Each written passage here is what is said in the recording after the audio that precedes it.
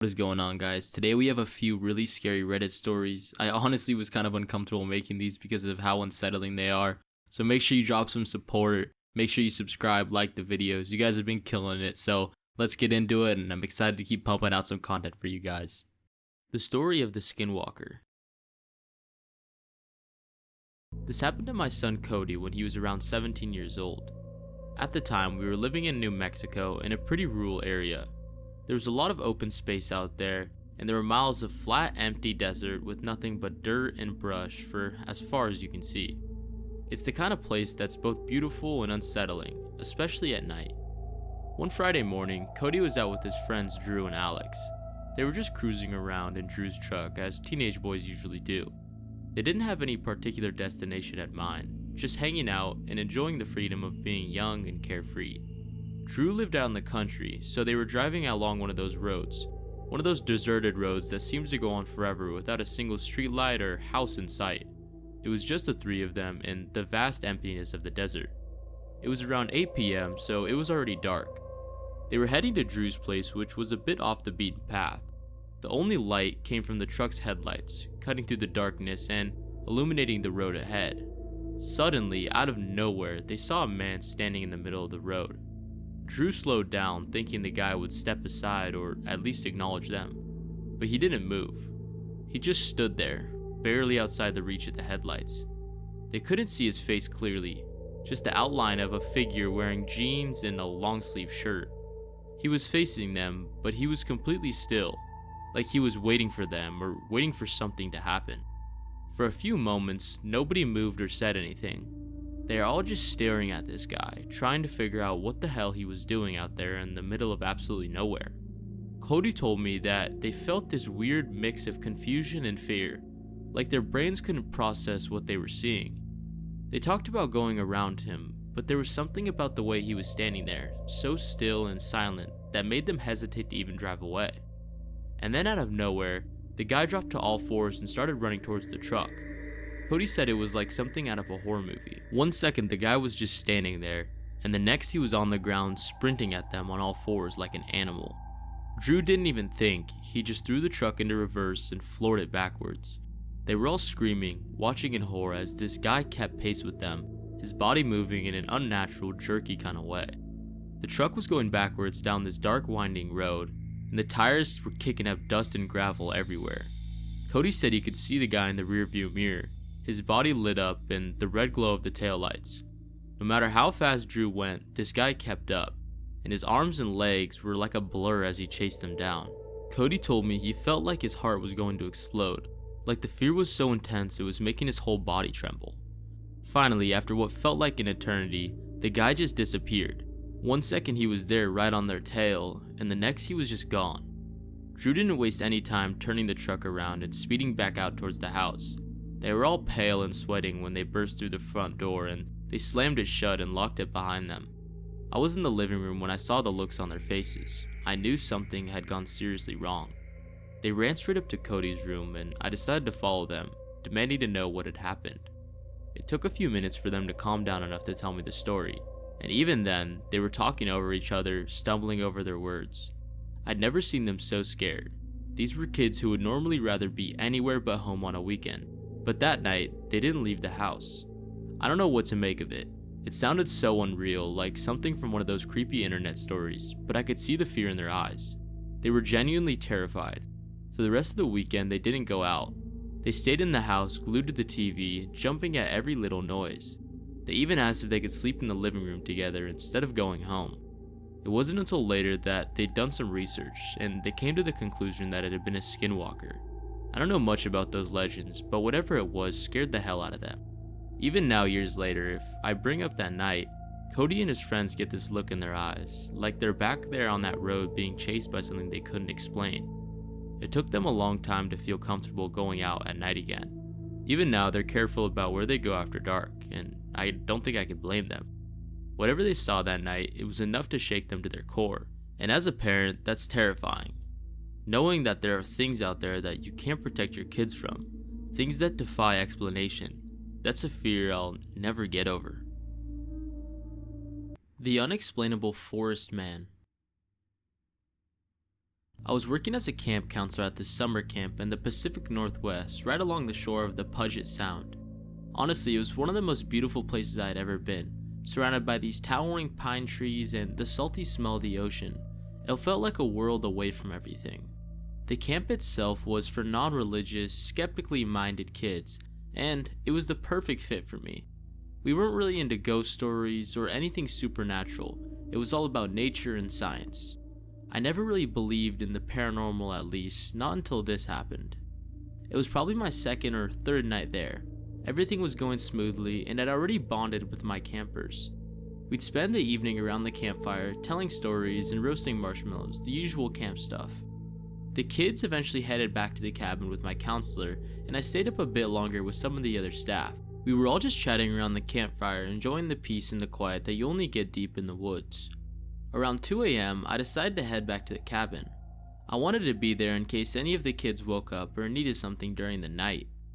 The path back to the cabin was this grassy trail bordered by tall reeds on one side, with the Puget Sound just beyond.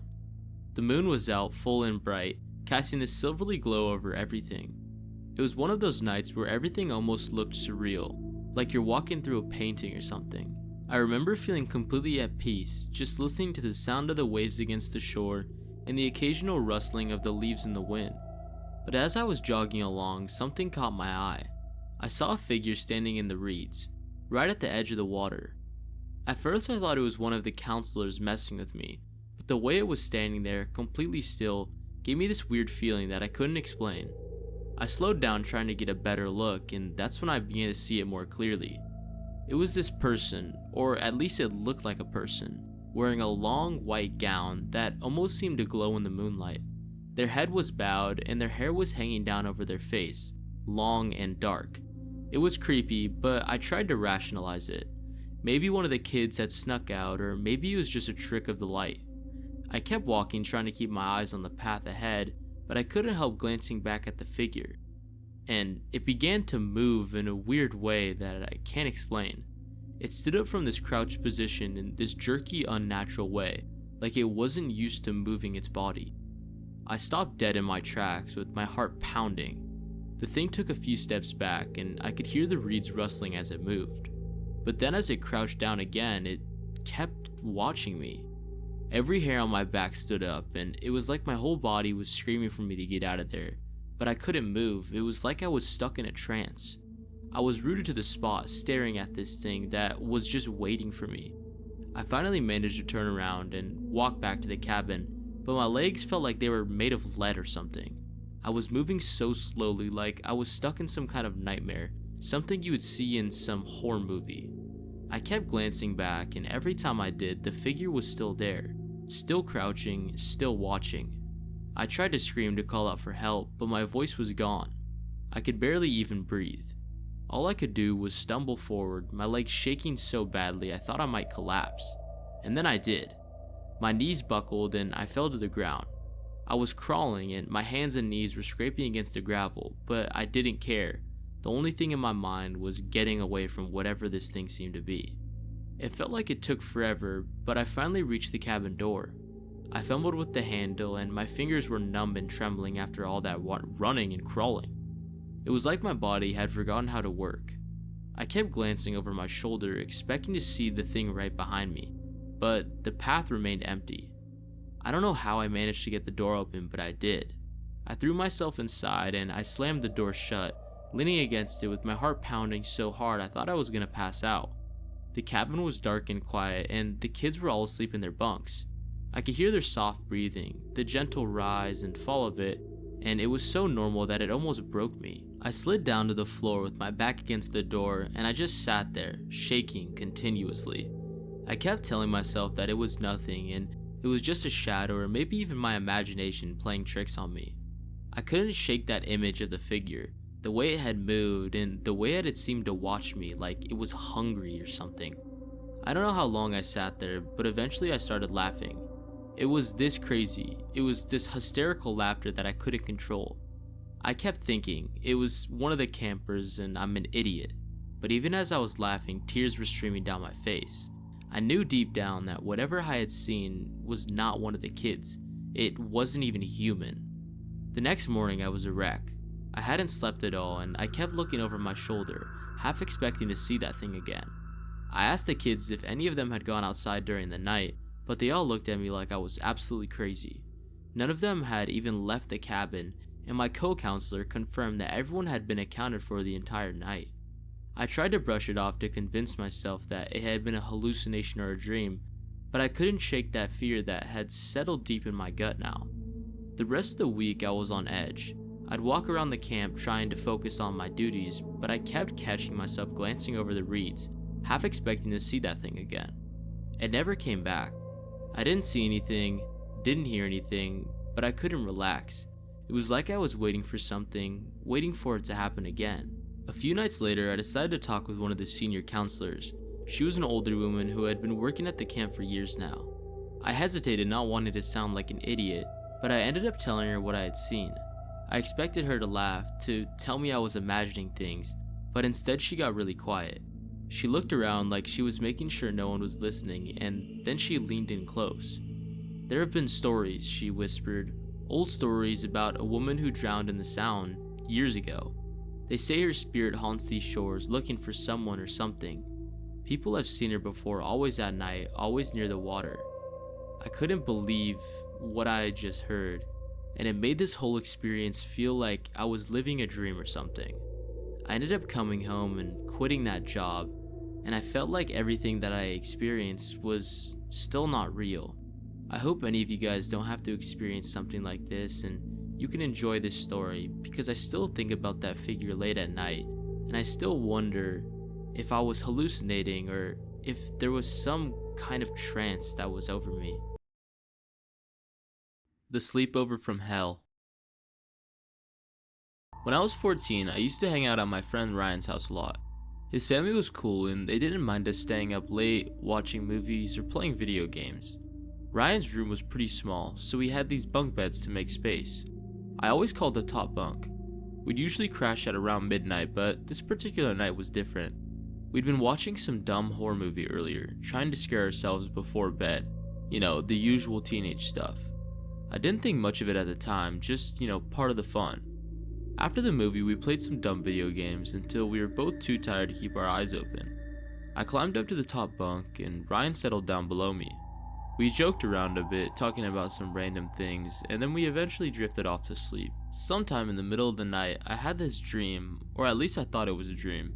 I was lying in bed, but everything felt heavy and dark, like the air was thick and was something I couldn't see through.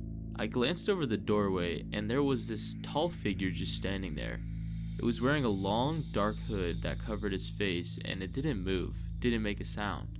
I remember thinking it was one of Ryan's parents at first, but something about it felt wrong. I tried to call out, but my voice was gone. It felt like my throat was closing up, and all I could do was watch as this thing started moving into the room.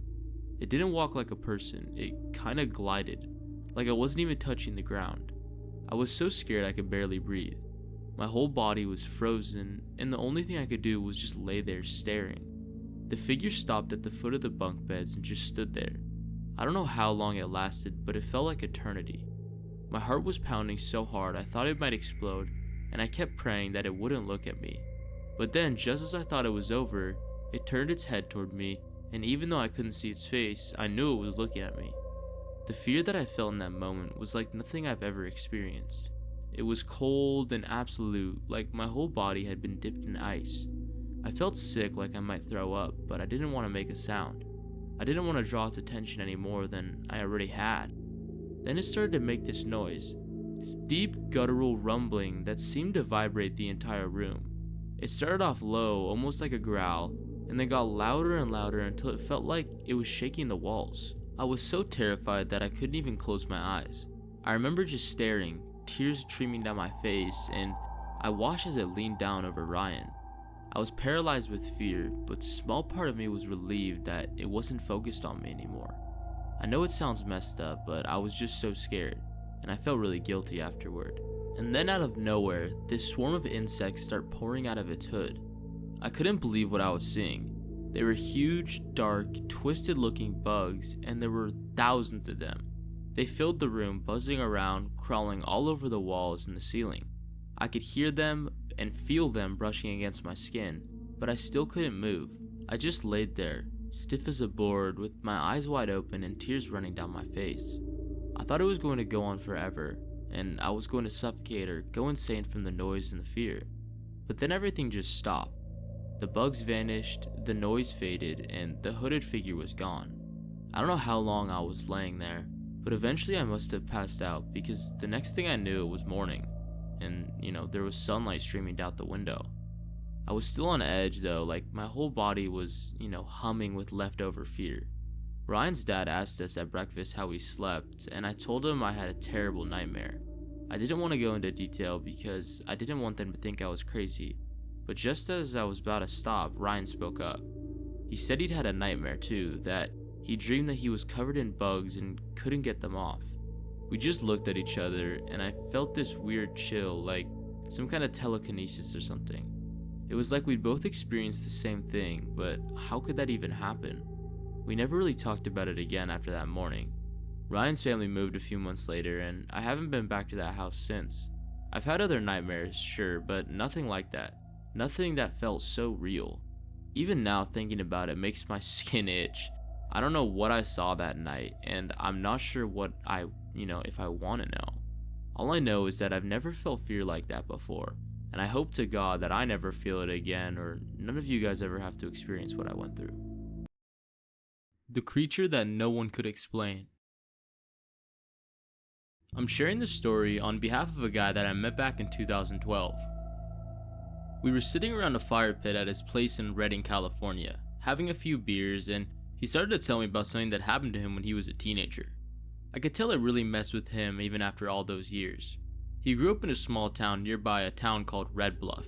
It's the kind of place where people know everyone, and it's a pretty small community. When he was about 16, he had a girlfriend who lived a couple miles away from his house. They'd sneak out to see each other all the time, meeting up late at night when their parents were asleep. He'd walk this quiet rural road to her place, a stretch that was dark and isolated with just the occasional passing car to break the silence. It was one of those roads where the only light came from the stars and the moon, and you couldn't see much beyond the next bend. One night, after spending a few hours with his girlfriend, he was heading back home. It must have been around 2 or 3 in the morning, pitch black except for the faint glow of the occasional streetlight in the distance. He was walking along, minding his own business, when he started hearing footsteps behind him. At first he thought he was just being paranoid, hearing things because he was out there alone in the dark.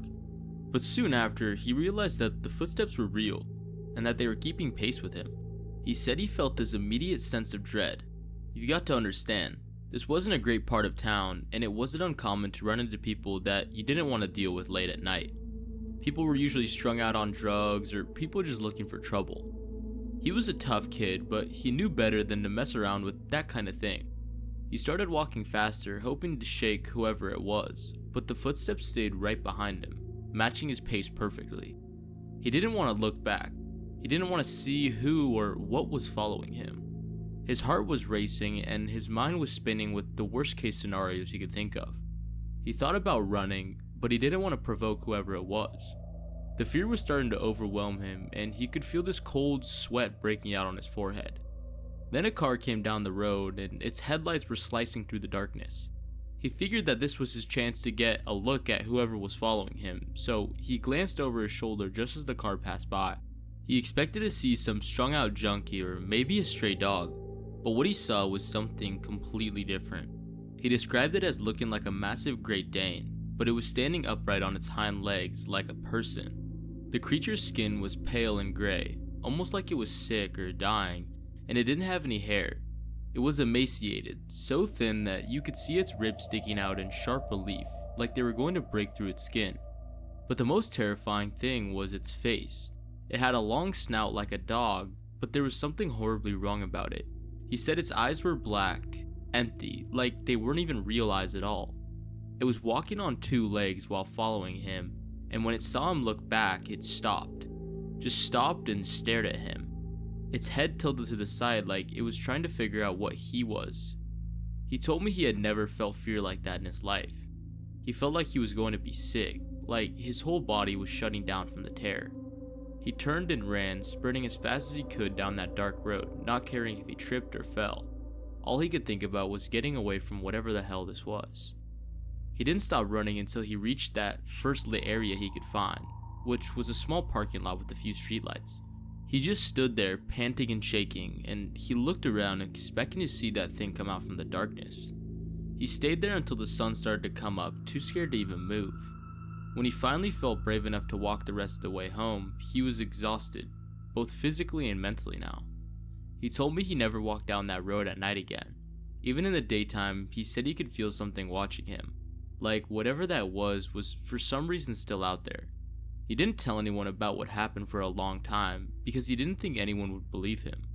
It was only after a few years that he started sharing his story with people he trusted, and even then he was always hesitant to say what truly went on. He said he had looked into it to find some kind of explanation, and the closest thing he found was called a Skinwalker, but he said that this didn't even fit the description, like it didn't make sense what that was. He wasn't sure at all of, what the thing could have been. He warned me about, talking about it, even thinking about it, because for some reason he thought that by speaking it out, it could maybe come back. I could tell it still bothered him, so I tried to end the conversation, and he was really reluctant to talk about all the details. Even now as I'm writing this, I get the chills thinking about it. He was so genuine when he told me the story, and you could see the fear that was still embedded in his eyes, the way his hands shook as he described what he had saw that night. I don't know if I believe in skinwalkers or monsters in the dark, but I believe that he saw something that night, something that no one should have ever seen. If you're ever out there walking in the middle of nowhere at night, be careful, because you never know what can be out there, or you never know what can, suspiciously be watching you in the shadows.